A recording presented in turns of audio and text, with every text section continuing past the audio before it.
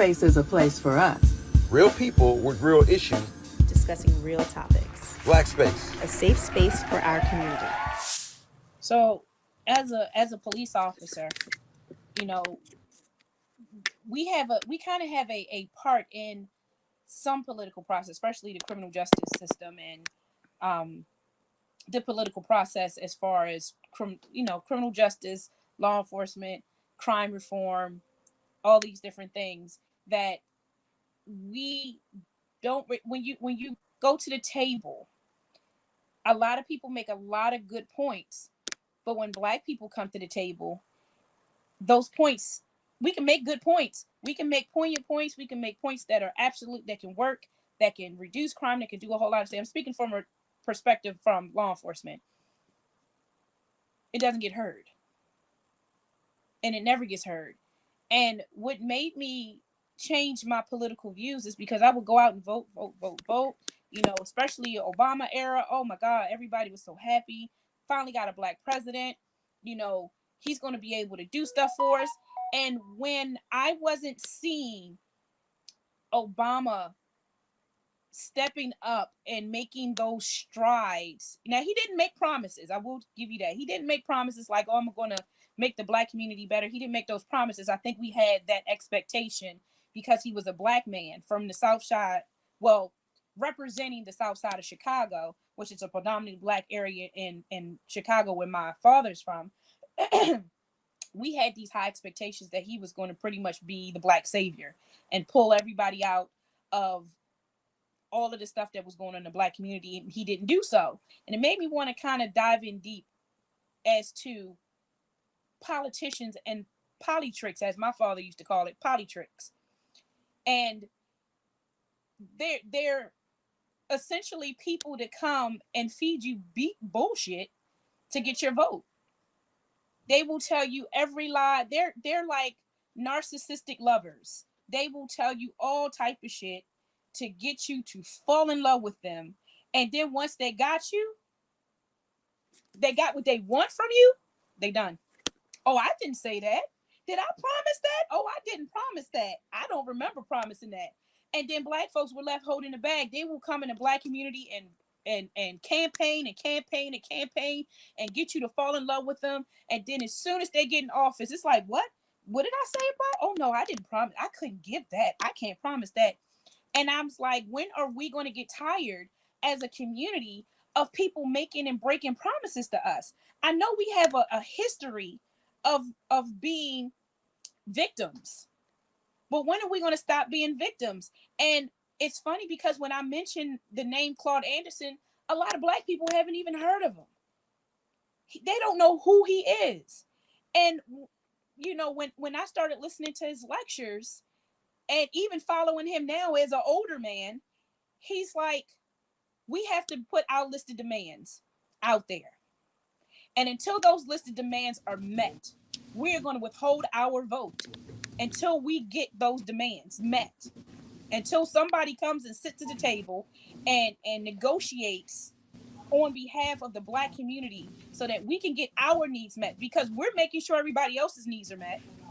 We're going out, we're voting at large, you know, we're going out in droves, we're having rock the vote events, and we're voting, but they're just using our numbers to get what they want, and then we get nothing. So let me interject here real quick, because you're hitting some good points. And I hate to stop the flow with the tech question, but can you all still hear me okay? Yeah. Okay. And I'm sure I'm going to get a note from my producer if I'm still choppy from what he's hearing. So I love your term that you accredit to your father, politricks. That you could write that, put that on a book and write that. Because that's definitely what I think that our country. That's his favorite term. That was his favorite term, politricks. That's a powerful one. And then your question: when are we going to stop being victims? That's a very powerful question. With Dr. Anderson, now Penny's heard me go through this diatribe ad infinitum because I'm definitely a Dr. Claude Anderson fanatic. It's 5 floors of success. The first floor being economic. Mm-hmm. Then from the economic, you go to the political floor. Mm-hmm. What we're doing as a racially demographic is we're just going right to the second floor. We have no economic muscle. Right. So we're not able to have any influence Mm-hmm. on the second floor. Right. And until we change that paradigm, we will continue to be victims. So that's Absolutely agree. that's the part. And I know this is about I know the topic is about Black women in the face of politics today, but no matter what the topic is, race always finds its way back into it.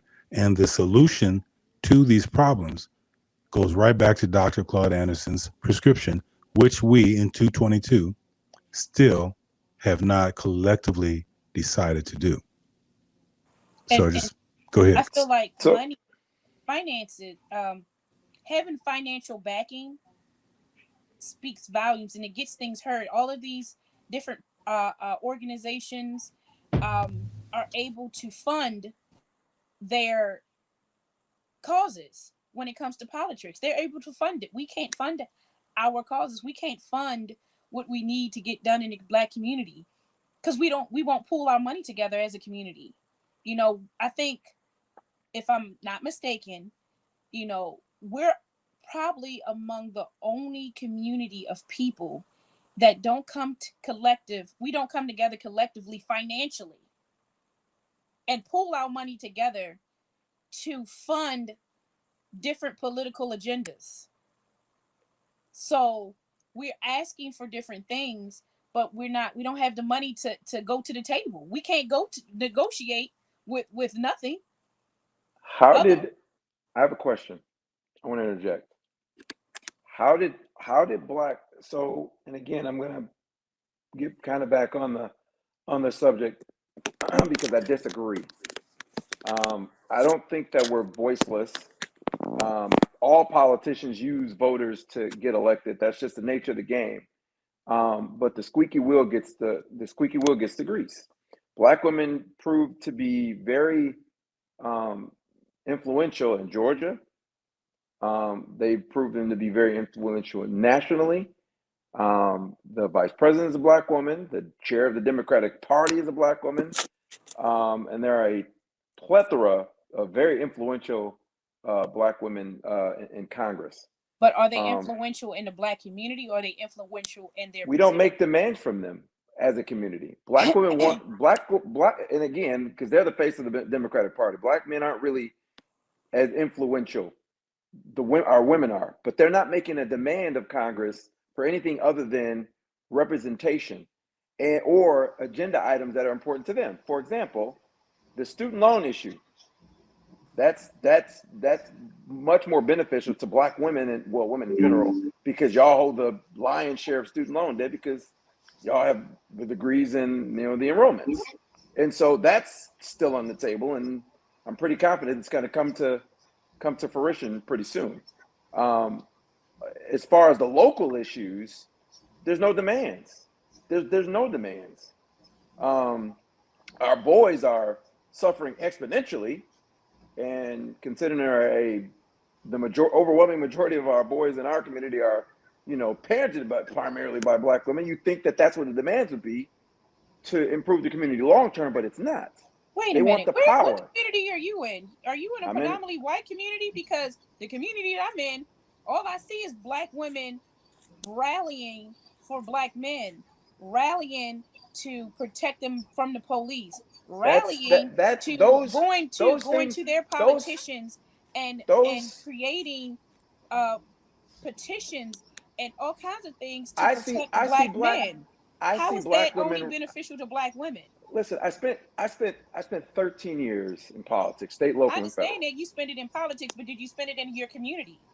Yes, And what did you I lobby for watched. on behalf of Black people?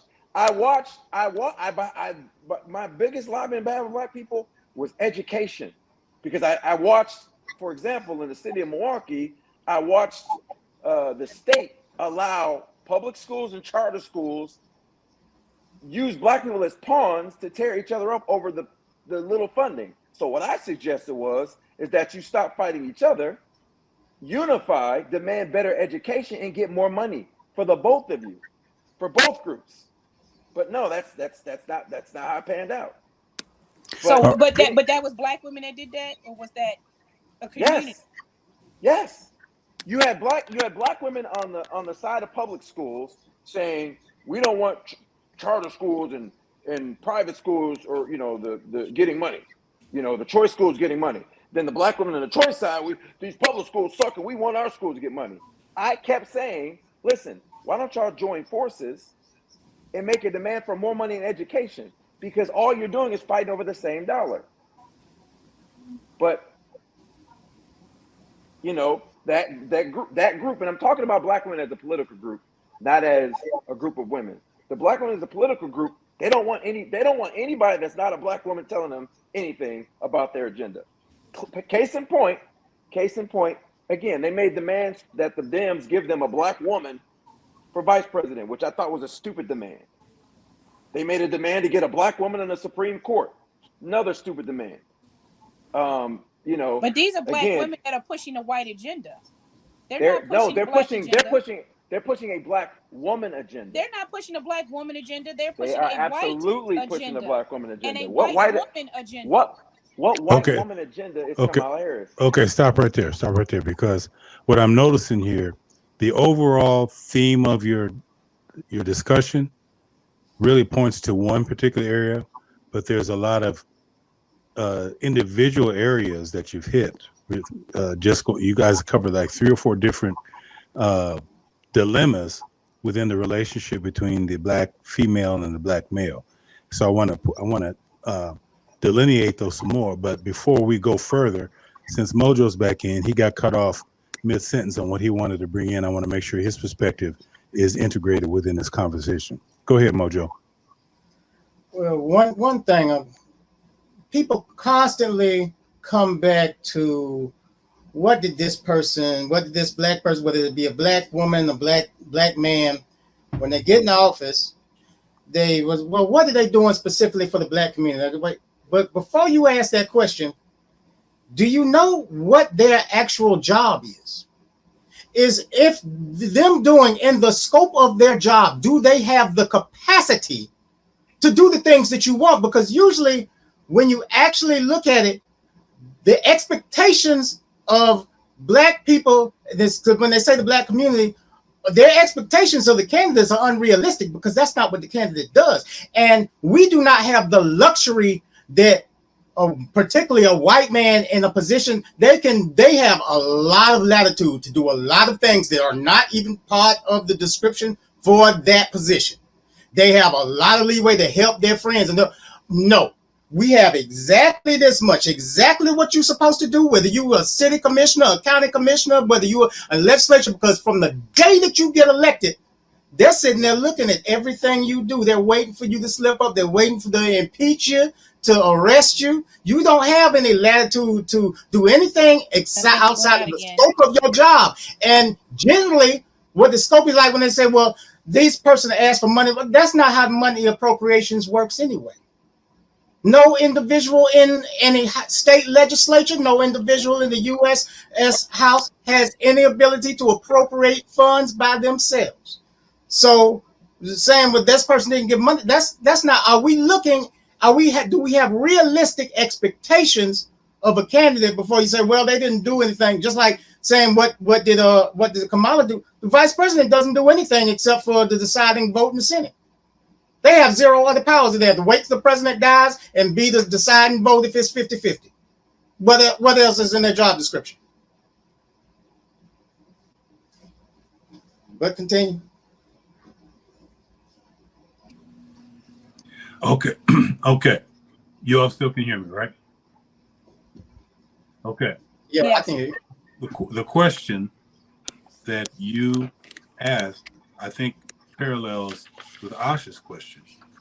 When are we going to stop being victims? But you phrased it differently. You asked, do these politicians have the capacity to do anything? Right? That's a great question. And the answer has to be no, because what does the politician need most to really be powerful in representing his constituents? Money, Money. lots of it. They But that's need but that's support but of that's their base. federally though. That's They federally need though. what they need. Money. Listen, Ooh, everybody can get some funds, move somewhere. That's just part of the game. That's not power in a political position. What power is loyalty of your base. All right, because if you have loyalty of your base, you have enough job security that you can do some things, and you don't have to worry about being reelected constantly. For example, Mitch McConnell, he is in not just the poorest district in the United States, it's the poorest district in the world. The United Nations has listed his district as a third world country for 3 decades. For 43 years, he's done nothing for these people, and they vote for him over 90%.